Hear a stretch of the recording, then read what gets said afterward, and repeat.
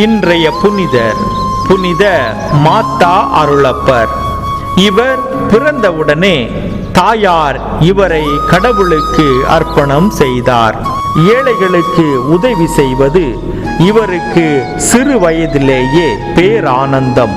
குருப்பட்டம் பெற்று முதல் முறையாக திருப்பலி நிறைவேற்றும் போது இவர் ஓர் அபூர்வ காட்சி கண்டார்.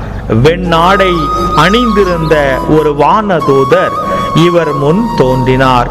சிவப்பும் நீலமும் கலந்த சிலுவை ஒன்று அவரது மார்பில் இருந்தது.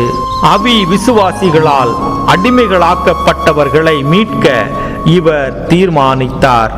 அடிமைகளை மீட்பதற்காக ஒரு சபையை தொடங்க உறுதி செய்தார். நாமும் அடிமையாக வாழாமல் அடிமைத்தனத்தில் இருப்பவர்களுக்கு விடுதலை வாழ்வு வழங்க விடுதலை வீரர்களாக வாழ இறைவனில் தஞ்சமடைவோம். இறை ஆசீர் உங்கள் உள்ளத்தையும் இல்லத்தையும் நிரப்புவதாக. ஆமேன்.